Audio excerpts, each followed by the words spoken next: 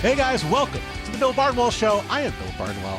I love it when we get some news lined up right before we record a show. It creates an opportunity to bring on one of our favorite guests. One of my favorite people over at ESPN, where I also work, is my friend Marcel Louis-Jacques, who covers the Miami Dolphins and who is overseeing what might be a very tumultuous time for the Miami Dolphins covering West ESPN. Marcel, thank you for joining us. We have a trade to discuss. We do have a massive blockbuster, earth-shattering, in Miami at least, trade. As far as Dolphins trades are going to go over the next year, it feels like this is as big as it's going to get. You don't have a whole lot of news-catching trades to me. I know they traded Minka to the Jets for a seventh-round pick. Like, that feels just kind of procedural a little bit at this point. But Jaylen Waddle, that's your prize asset. This was arguably the biggest trade they could have possibly made. Yeah, I mean, Jaylen Waddle goes to the Broncos with a swap of fourth-round picks. The Dolphins get a first-round pick and a third-round pick back. So 2 draft picks for really a cornerstone piece, it felt like, of that team. Certainly a receiver who had played at a high level when on the field for most of his time in Miami. So I just want to start with your perspective on this trade, Marcel. I mean, there have been rumors going back to the trade deadline that Waddle could be on the block. You know, things had popped up here and there, but from my perspective, it didn't really feel like there was a lot of active Jaylen Waddle conversations happening. So I guess yesterday, we're recording this on Wednesday. Yesterday, when you heard about the Jaylen Waddle trade, how surprised were you? It was surprising. I'm not going to sit here and say I saw this coming or I knew this was going to happen. Like it was surprising. I know they had some conversations about trading Waddle at the trade deadline. I think Buffalo was probably the most prevalent name in that. I believe the offer there was like a 2 this year and a 1 next year, or maybe it was just a 1 this year. It's something. It just wasn't. It wasn't enough to trade him to a division rival. And I remember I was like Jon Snow in the Battle of the Bastards, like against everybody, every Bills fan who thought that it was a good trade. It was like, brother, you don't trade stars to a division rival. That doesn't happen. But and when you looked at this team, it was not necessarily stripped down to the studs quite yet coming into this week, but it was trending in that direction, save for a few foundational pieces. You know, Devon Achane still there, obviously Patrick Paul, Jordan Brooks, Aaron Brewer, and Jaylen Waddle. Like you would think that there's not a ton of talent, but there are still some pieces to fall back on if you want to be considered competitive, quote unquote competitive, on any given Sunday. So it was a little surprising, but then when you look between the lines at how John Eric Sullivan has spoken about this team and about their plans over the past 2 months, then there's some moments that are like, yeah, that tracks. Like at the combine, we talked to him 3 times in Indianapolis, and every time he made a point to note how many draft picks they had. Oh, you know, we only have 8 draft picks. We have 8 draft picks. I got to make the most of these 8 draft picks. And it's like, okay, maybe he wanted more. And this is a good way to get more. I can't argue the haul. I like the return a lot from Miami, but it was just like it was the shock value of seeing somebody who was homegrown, who did represent the draft, develop, resign mantra that every team wants to perform, and seeing him shipped off. It just felt a lot like 2019, you know, that mass exodus of stars in Miami in order to obtain draft capital. I want to ask you about that 2019 situation, maybe how it compares to what we're seeing from Miami now in a little bit. But I do want to ask, I mean, you mentioned the Bills offer maybe earlier at the trade deadline. Obviously different circumstances, obviously a little more of Jaylen Waddle's contract that the Bills would have picked up because it was in the middle of the year as opposed to here in the offseason. But I just wonder, I mean, for Jaylen Waddle, who presumably is the most valuable player on the Dolphins roster, I mean, no disrespect to any of the other guys, we're going to talk about them, but I don't know if there's anyone else landing a 1 and a 3, basically for, you know, one player on that roster. Do you feel like it was enough? Like if you're going to trade away that guy who's, like you said, been such a homegrown player, a cornerstone piece for you, a really valuable and successful wide receiver coming off a pretty good year. I mean, do you think that was the price where they were willing to make that like, you know, should it have been more? Is a 1 and a 3 enough for probably your best player? I think that's I think it was enough. Yeah, I think it was enough. And I think he's the only player on this team that's probably fetching a first round pick in return. Even if you try to trade Devon Achane, I don't think he gets you a one when Hmm. you still have to pay him probably this summer. He's entering the last year of his rookie deal. Patrick Paul not established enough. Jordan Brooks, that's not a position that gets you a one in return. Hmm. Like this was your best trade asset. Hmm. Uh, and he is a good player. I don't Oh yeah. know that he is like that upper echelon receiver. And I say this with Hmm. a lot of respect for Jaylen Waddle, a lot of respect for his game. I think he Hmm. is one of those guys who can kill you as a 1B or a high end two. I Hmm. don't know that by himself he is a dominant one. We saw him, he did crack 1,000 yards as a rookie when there was nothing else in that wide receiver room. Nothing else. Albert Wilson was getting targets in 2021. So like, and they Albert used him, Wilson might need to stay close to the phone right now, given what else is yeah, available on the Dolphins respectfully. depth chart. Like that was the Will Fuller, Devontae Parker. Like Oh it was man, Will just they were Fuller. using Jalen Waddle as Oof. essentially an extension of the run game. Like I think there was a game. It might be an NFL record too. He had 12 catches for like 58 yards, 48 or 58 yards, like some Wandale Robinson type numbers. But like I think he's a really really good player. But there's no denying that his best days occurred when Tyreek Hill was opposite Hmm. of him, Yep. and he could destroy you. This is a 1,300 yard, 1,400 yard Hmm. type of receiver. And so when you put him across from a Cortland Sutton, I think that it's an amazing fit. I just Hmm. don't think he's going to be getting the same price as like AJ Brown. You know what Yeah. I'm saying? Like I think these are different kind of caliber receivers. But again, that's no disrespect. I think they got everything they possibly could have out of this deal. I think it was a great move for John Eric Sullivan. There, of course, is that like Family Guy meme, right? Where like Waddle is Waddle, but draft pick could be anything. It could even be a Jaylen Waddle. Like Hmm. there's a little bit of that, but I think Sure. from their perspective, there are some good receivers in this draft. So he came from that Green Bay system that has been Yep. proficient at finding mid-round receivers during his Hmm. time there. I think they feel like, okay, we can replicate the production more or less and earn ourselves more bites at the apple. So like that, from that perspective, like the trade does make sense. I know there's a lot of sad people in the building today, in that Dolphins building today and yesterday, because he was loved in that locker room. He's loved in that building. Hmm. But it's a business and rebuilding is part of the business. Yeah. I mean, there's not going to be outside of Devon Achan. I don't know how many current Dolphins are going to have jerseys in the stands. Like, Tyreek Hill has been cut. Tua Tagovailoa has been cut. Jaylen Waddle has been traded. Bradley Chubb has been released. They traded Jalen Phillips before at the trade line. He got a massive deal, of course, from Carolina. That team that was built with sort of the profits of the 2019 season and the various trades they made, it's done. I mean, like, we're writing the obituary for it. There are some pieces left. There's still some good players left on this roster, but it does sort of feel like, that era, unfortunately for Dolphins fans, has come and gone. I want to ask you about the Bronco side of things really quickly. We're going to focus on the Dolphin side of things, but I Yeah. mean, you're a former around the horn of alum. You're very smart covering the NFL. Other people, I might not ask them about a different team, but I trust you. I trust your instincts here. Do you think this trade puts the Broncos over the top? You mentioned that sort of like that fit with Cortland Sutton. I think it makes total sense. Obviously, Jalen Waddle is still a super talented player, but like you said, he's not an AJ Brown. He's not a Devontae Adams from a few years ago, maybe. He's not a Tyreek Hill, a guy who was, transformative at his best for the Miami Dolphins offense. Like, do you think if you're the Broncos and you were sitting here with a first round pick and a third round pick, and you said we could draft a guy, we're going to pay a little more, but now we got Jalen Waddle.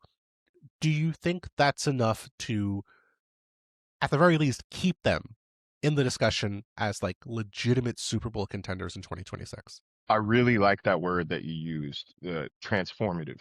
You know what Mm-hmm. I'm saying? Like when AJ Brown was traded to the Eagles, that was a transformative trade for that Mm-hmm. offense. When Tyreek was For sure. traded to Miami, that transformed this offense. I do not think Jalen Waddle particularly transforms Denver's offense.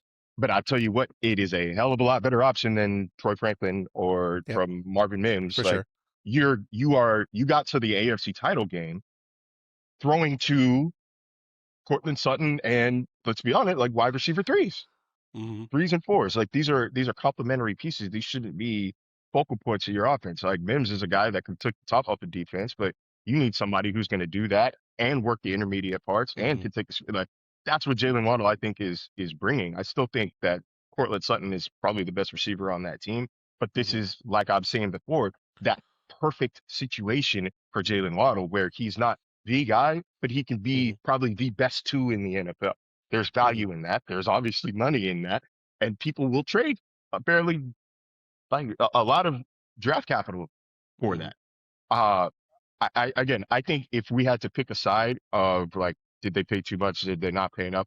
I would probably skew toward this is overpaying Hmm. for Jaylen Waddle, considering again, the receivers in the draft and the capital that you could use on that position. I don't know that I see this trade and I'm immediately thinking, wow, Denver is the best team in the NFL. Like they're a shoe in to make the AFC. Like we got to remember AFC playoff field was missing a lot of dangerous quarterbacks and a lot of dangerous teams. Yes. Right? No Chiefs, no Yes. Raiders. So like I'm not willing to sit here and say like this puts them over the top, Hmm. but I will always respect, and I said this on Around the Horn, years and years way back in the day. I will always respect a team attacking its window. And when you've Hmm. got Bo Nix on a rookie deal, you've got Hmm. RJ Harvey on a rookie deal, you got the Hmm. best defense in the NFL, or one of. This is how you attack that window. So I love the move for them from that standpoint. I really don't even care about the compensation. I respect the hell out of teams that say, like, we got close. Let's try to get closer, not assuming we're going to be back. Let's go Hmm. for it all. And I guess maybe Hmm. that's the mentality you get when you hire a coach who's won a Super Bowl like Sean Payton. Like he knows it's hard to get back here. Let's do Yeah. everything we can. So I love it from that perspective. This is how you attack a window. Yeah, it's really interesting, right? I mean, if you're a Broncos fan, you could sit here and be like, didn't you watch what happened last year? We were in the AFC title game with a backup quarterback, and we still almost made it to the Super Bowl. So imagine if we just have our starting quarterback for the entire season, and we now add a player at probably one of our two biggest, probably our biggest position of need, given that Yeah. defensive tackle, they have pieces. They just lost John Franklin Myers, who's a really good player. But like, it's totally defensible to be like, yeah, that's exactly what we needed. And if we just stay healthy, we're going to be fine. And then I think about, this team needed a last second win to beat the Giants, beat the Jets, beat the Raiders, lead a missed field goal to beat the Raiders at the end of the game. Um, they went to the final minute with the Texans with Davis Mills at quarterback. Like, I don't know how sustainable that is. And the defense was really good in 2024, really good first half of 2025. They did struggle down the stretch, allowed 30 points to the Bills in the AFC title game, or sorry, the AFC divisional round, although obviously Josh Allen is a freak. But like, I sort of wonder, like you said, the Ravens were not in the postseason, the Chiefs were not in the postseason. All these teams that were like, oh yeah, that team is going to make it if they're healthy, we're missing. And so it's so fascinating. Like it is totally defensible.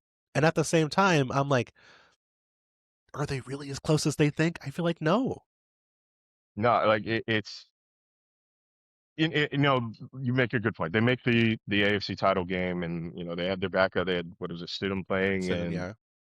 like the knee jerk reaction is, wow, we are so close. But like very rarely are teams one player away, and very rarely is that like a wide receiver. But I do love the move in terms of just giving them more firepower.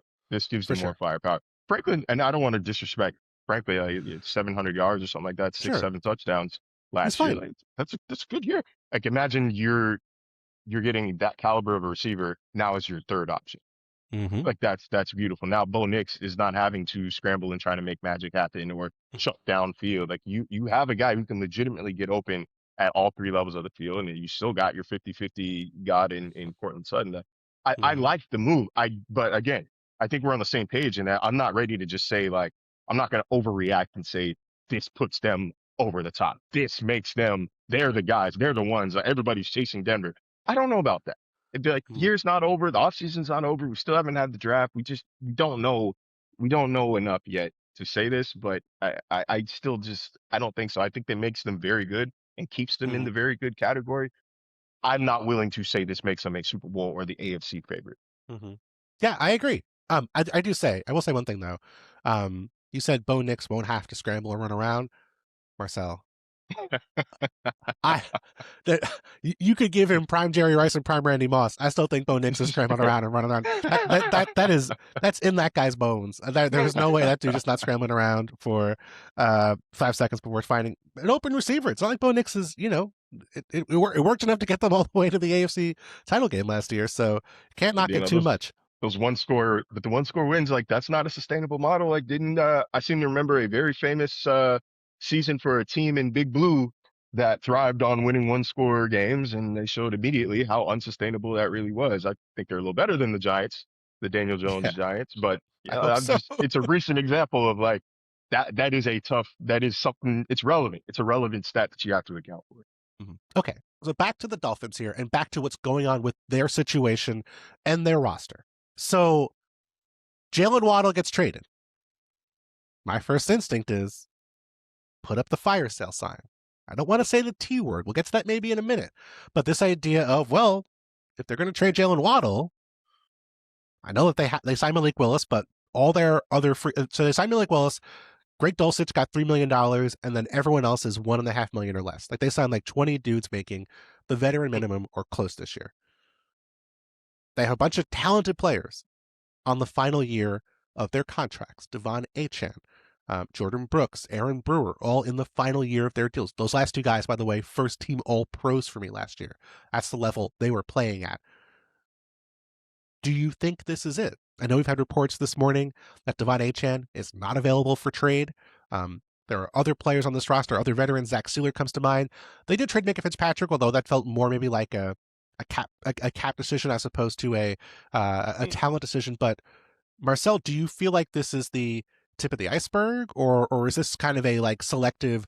We think we got good value for this one guy, and otherwise we feel pretty good about, if not winning because they're rebuilding, like at least the roster we have for 2026. Yeah, Bill, there are four players. I, I think I Mm, reserve the right to change that number as I name the sure. names. There are four players that John Eric Sullivan named unprompted. This is the key word, unprompted, Mm-hmm. as building blocks for this team. Named Devon Achane. He said Aaron Brewer. He said Jordan Brooks. He said Patrick Paul. Yep. As just in his first exclusive interview with the in-house media after he was hired, those were Mm-hmm. the four guys he said building blocks, guys we love to have around. Interviewer had to ask him, and Jaylen Waddle too, right? And that's when he said, "Oh yeah, Jaylen Waddle too." No, no, no, no, no, no. Oh no. Believe what people say. He is deliberate in how he Yes. speaks. I don't know. He's not my best friend. I don't know him like the back of my head. But when Mm-hmm. I, from the limited conversations I've had with him, he is a straight shooter. There is not a lot of Mm-hmm. BS to this guy. So Mm-hmm. he means what he says. Those are the four players. Those are also the only four players I think have any sort of trade value. But Mm-hmm. like those are the four players I would expect to be around. Obviously, they're in the last years of their contract, except for Patrick Paul, who's entering, I think, the third year Mm-hmm. Yep. of a 4-year deal, second round pick. I think we see extensions for those four guys as soon Mm-hmm. as the rest of the roster is set. When we sat down with him in Indianapolis, he said that their priority is free agency. They had a lot of holes, a lot of just depth issues, and then Mm-hmm. of course the draft, which now they have 11 picks to deal with. Like this could be a transformative draft.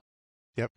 But then I think they turn their focus to guys that they want leading this program moving forward. And Mm-hmm. I think Brooks, Brewer specifically, those are those are regime proof leaders. It doesn't Yep. matter who's in charge, what culture you want. Like those are guys bona fide are going to lead you to the promised land wherever you need to go.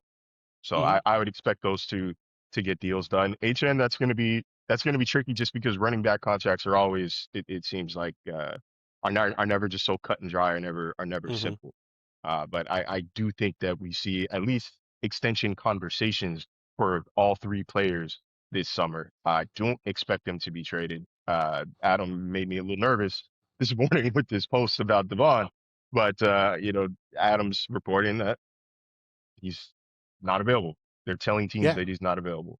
Sullivan's gone And out of yeah. his way to say he wants HN with this situation long term. I Mm-hmm. don't expect him to be traded, at least not in the offseason. Yeah, I mean, to your point, like last year was not a great season for the Dolphins. It was a lost year very early on. And Dwight H. had a great season. Aaron Brewer, Jordan Brooks, like I said, to me, played at an all pro level last season. When it wasn't like there were a ton around them, wasn't like there were superstars at guard for the Dolphins last year, wasn't like they had, an incredible offensive infrastructure without Tyreek Hill, with changes at quarterback late in the year. Jordan Brooks was not surrounded by superstars in that secondary, helped out in coverage for him and it wasn't like he had, the Dolphins had a pretty decent defensive line last year, but it was like they had a dominant defensive line where you could fly around a linebacker and make a million tackles. I mean, those guys played really well in a situation where they knew our coach is probably getting fired. We're not making the postseason. It's kind of a mess. I think that speaks to their leadership and it speaks to their integrity and their ability to, put great stuff on film and say, hey, like we're going to be part of a great team, whether that's in Miami or somewhere else. And there is value in that. And I think that's sort of like the big picture tanking conversation that we have as people who cover sports. I mean, it comes up so often in the NBA where it's like ubiquitous. Like the NBA has spent years trying to avoid teams tanking, and yet we're sitting here at the end of an NBA season, and it feels like a third of the league is basically actively trying to lose. Mm, In baseball, obviously, several significant tanking situations. The Cubs, maybe the most famous one a few years ago. In the NHL, we've seen tanking situations in years past when there have been really great prospects hitting the top of the NHL draft. But the tanking conversation really peaked to me a few years ago with the Browns and with the Dolphins. And that was the year that they traded Laremy Tunsil early in the year. They traded Minka Fitzpatrick to the Steelers. They put some of the worst football I have ever seen from an NFL team on film for the first half of the year, for the first 6 weeks of the year. And then they righted the ship. Brian Flores got them playing well in the second half. They won a bunch of games. They did get Tua. They turned those draft picks into more draft picks. They land Waddle. They land Tyreek Hill. They land Bradley Chubb. They make the postseason twice. But not like they won a title, not like they dominated. The Browns, similar tanking situation with under Sashi Brown, they win one playoff game. I guess what I want to ask you is that sort of broader conversation about tanking, even if the Dolphins are not going to tank, given if those players stay around, that would be their best players sticking around, not trade away for draft picks. Do you think tanking is something that does happen in the NFL? And do you think it's a viable strategy in terms of long-term roster building in the NFL? I don't know that it's a viable strategy, but I think we at least see it from the front office perspective, right? Because Yep. the running joke down here with that Dolphins team is like there were guys who were asking media members who other players were in the locker room. Like, I've never met that guy. Who is that? And that guy was starting on Sunday. That wasn't a depth piece. Like, it, he was there it getting play time. it's tough when you're playing who we play for and it's your own team. Yeah, like this was That's bleak. like, players are never going to tank. Obviously, like No players are question. always going to play hard. But in terms of which players a team puts on the field, then Yes. yeah, I think teams do tank. This doesn't this doesn't feel like a tank like I don't know if it's just I'm too close to the situation. I don't know, but Hmm. it doesn't feel like a tank. It feels like there's a plan in place at the very least because Hmm. like the players that they've let go, you can justify it.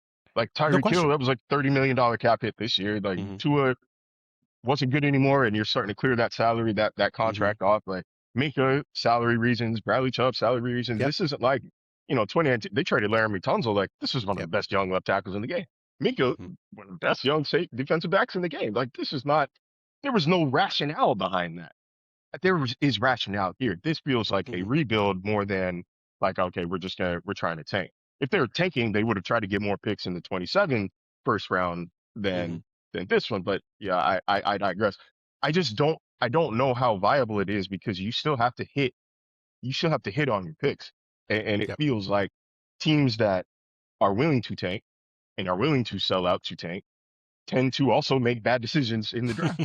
So like it's like it's some sort of Venn diagram there of like Yeah. teams that are willing to take or not and teams that draft well. But I don't think that I'm just trying to off the top of my head think of a team that actively tried to make itself worse and still ended up good. Like when you're It, looking at like okay, the Chiefs are good. the Chiefs have had some bad years, but relatively speaking, like they've been a decent team or at least a respectable team for a while. Yeah. Ravens, good team for a while. Yep. Bills struck gold, and they're moving forward from here. Like I just Hmm. can't think of any dominant team right now that actively tanked and then got better. At I least not in agree. the NFL. Yeah, I mean, in other sports, it feels more tangible, right? Like if you are, especially before the NBA changed their lottery rules, which they're probably going to change again here this offseason, but when there was a super transcendent LeBron James, Victor Wembanyama, that level of talent, and you felt like you had a realistic shot of dramatically increasing your lottery odds by tanking for that player, it made sense because in the NBA, one player can really transform your organization. Like you can Yeah, absolutely get that guy and feel confident that that guy is going to pan out. Like, yes, there are guys who bust, but like, you know, there's a certain tier of NBA prospect that is just so otherworldly good that yeah, you can feel really confident they're going to hit and going to transform your franchise in the process. In baseball, like teams have gotten really good about drafting and developing players. Like, it's not like that. It's not like they're making those trades for like the top pick in the draft. It's more like let's just get a series of really high yeah. picks and let's build our organization that way. Let's focus our spending on the draft and on development as opposed to the main roster. That's a different kind of tanking. The NFL, it just you can't even feel that confident you're going to get that guy because unless you're getting a quarterback prospect who is a once in a lifetime prospect and you can feel really confident you're going to get the first overall pick, then maybe tanking makes sense. But that doesn't happen. There's not that caliber of quarterback prospect very often. You remember the year the Dolphins tanked?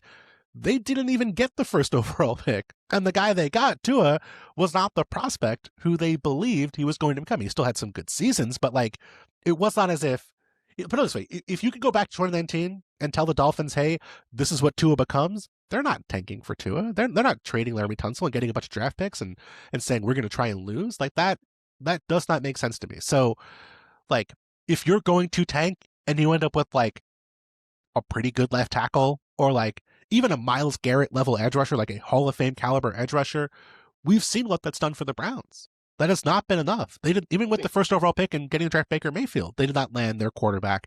And then of course they make the Deshaun Watson trade, which compounds it and turned out to be a total disaster. And like when you look at that Dolphins tank too, it netted them 5 first-round picks. Mm-hmm. So let's put this in perspective. Right now, Yep. after trading Jaylen Waddle, they have 7 picks in the first 3 rounds. Yep. After trading Minka and Laramie, they had 5 first-round picks in back-to-back years, Bill. Yep. You know what those picks were on? Jaylen Waddle, gone. Tua, gone. Noah Benogany, gone. Jalen Phillips, gone. Austin Jackson, still here. Mm-hmm.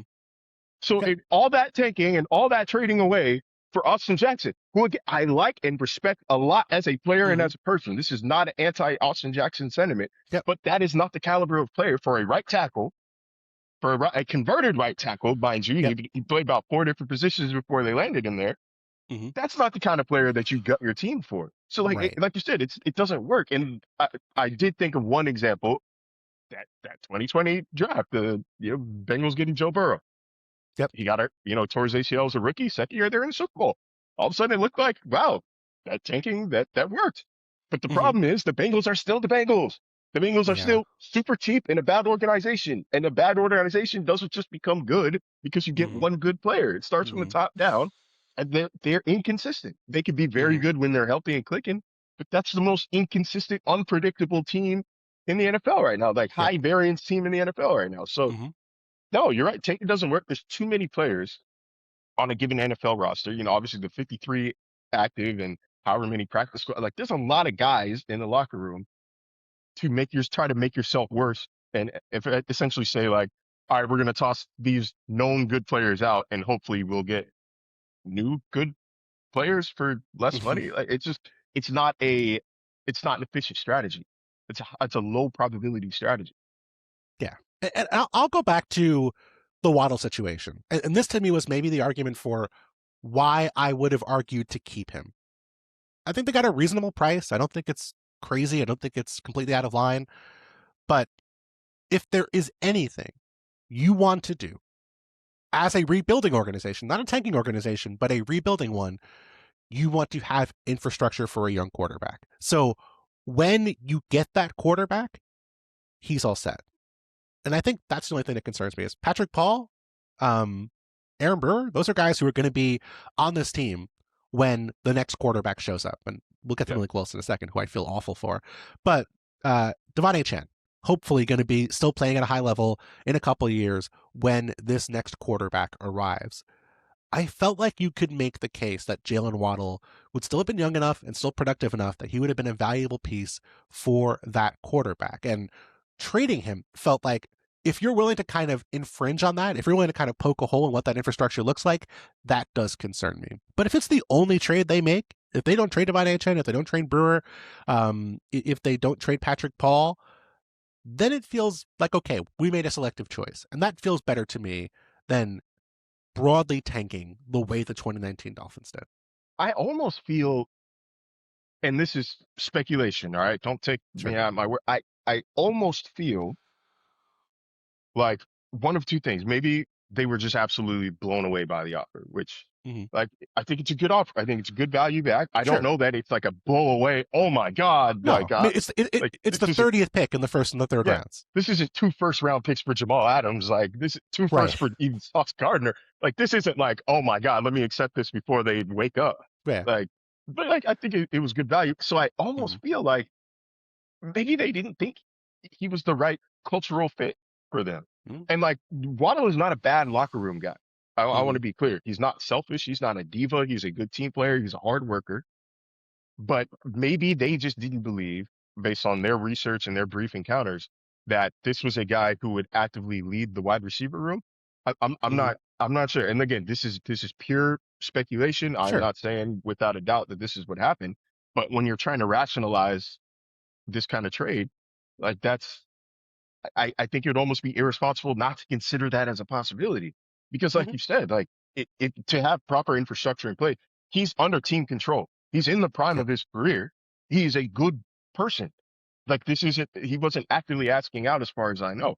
Mm-hmm. So like why would you not you got a quarterback you play? There was like a 4 or 5 day stretch where all of a sudden like the Dolphins offense looked like it might have like a little bit of juice. Yeah.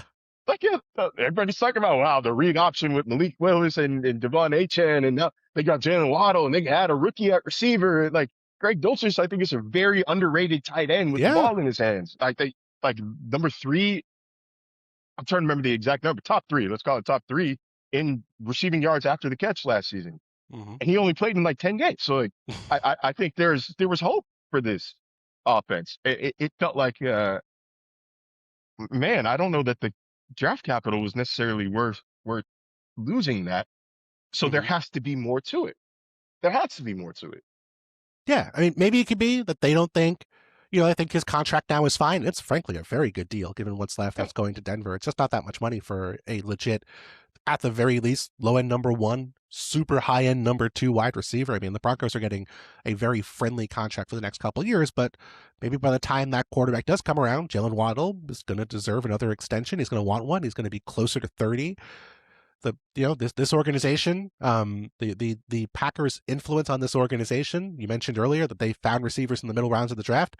Something else they do is dump anyone who is 30 years old. I mean, they have been the youngest team in football under Brian Gutekunst year after year after year, and a lot of that is moving on from players who are getting to their third contracts, who have had injury issues, who are getting towards a point where a team signing them might be acquiring them for the ride down as opposed to the ride up when it comes to the aging curve. And so from that perspective, I think that's plausible too. I don't think it's indefensible. I just right. feel like, you know, easy to imagine a scenario where 2 years from now, the Dolphins are drafting a quarterback with the first overall pick, and they're saying, man, we need a veteran receiver, a guy who's good in the locker room, guy who, is going to get open over the middle of the field.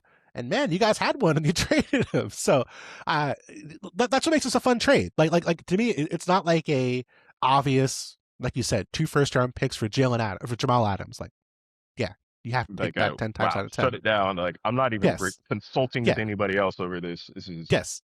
Say yes and then turn off the phone in case they call and want to change your yeah. mind. Now, there is a scenario, Yeah. just Mm-hmm. sprinkle out there, where like they can get away with this.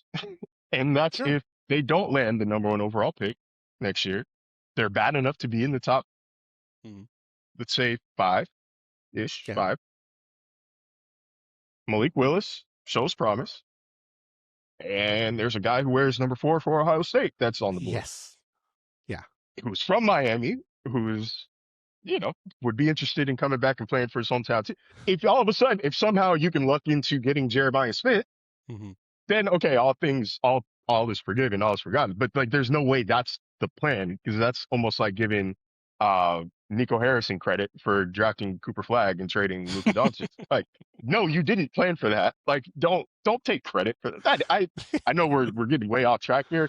That made me Yes. angrier than like anything that any sports executive has ever said or done in the history of sports. For you to almost brag and boast about winning, literally winning the lottery after trading your franchise player. Dude, shut up. There's no, I am married to a Dallas Mavericks fan and she was Mhm. angrier than I am. Like there's no, yeah. So anyway, I don't think that You could that's the tell plan. there's pent up non NFL takes from you by not being on Around the Horn. I mean, it's absurd, dude. I'm gonna have to like start a YouTube channel or something. Like I gotta get these takes off somehow. Like that was a therapeutic outlet. I haven't even brought up the Chelsea huddle situation. I wasn't going to bring it up, but I feel like you have, you know. I'm sorry. It's too soon. I just watched Liam Delap play, and I can't. It's hard to recover. There's like a what's it like a refractory period or something like PTSD. that. Like I need time. I need time to adjust after watching such horrors. Um. All right, I want to finish up with this. So Malik Willis joins the Dolphins. Looked Yeah, really good with the Packers. Man, he was fun to watch. I think I was shocked. I mean, a guy who was so bad in Tennessee, I thought he was going to be. I don't know why they traded for him. I thought he was going to be a mess when he had to play. Really good. Really good as a passer. Like not just the run game stuff. The run game stuff helps and the play action rate helps, but yeah. just straight up as a thrower, hitting passes in the downfield passing attack, effective, consistent, accurate. I'm excited about Malik Willis. But does this trade to you sort of like kneecap him? Like, is there any chance he can succeed and be in a position to be the starter in 2027, given that this roster no longer has Jaylen Waddle at wide receiver? I think there is one thing that's really important to remember is this is not what the Dolphins wide receiver room is going to look like come September. Mm-hmm. There is no way it's malpractice if this is what it looks like. Like the receivers are not going to be Malik Washington, Tutu Atwell, and Jalen Tolbert. They I are hope going not. to add a receiver. They are probably going to add multiple receivers come draft time. Mm-hmm. So like there's going to be an influx and infusion of talent to this room, possibly Mm-hmm. even high end, maybe a Mekhi Lemon, a Jordan Tyson, a Casey Concepcion, Be defensible. like they're going to add a receiver. You know what I'm Mm-hmm. saying? So I think he's going to have a guy to throw to. There's not going to be that super reliable known entity like Jaylen Waddle. Mm-hmm. But I think the important thing is his ability to make things move with his legs. And I think like Mm-hmm. a running quarterback, a guy who can do that is such an equalizer for your offense because like Mm-hmm. that takes and defense's attention in itself. Or when a play breaks down because nobody's open, he can take off and he can get you 6, 7 yards. So like, Mm-hmm. I don't know if that's a sustainable option for this offense long term. But for this year, yeah, I do think his skill set specifically makes this work. If Tua was still here, and Tua is not a mobile quarterback, not a Mm-hmm. threat with his legs, then yeah, danger, danger, danger, Will Robinson. Like this is not that's not going to work with any sort of. It's not going to work. Your Mm-hmm. supporting cast isn't good enough. But I, Yeah, I, and I there's think still they see HN as him as well. more of a game breaker, and they're still ancient. But I think they see Willis as more of a game breaker, enough of a game breaker to mitigate some of the shortcomings at other Mm-hmm. positions. Yeah, and to the Packers' credit, like Jordan Love, it's been a topic of conversation his entire career, has not had a number one receiver. He has not had like that experienced guy who they can go to in key situations.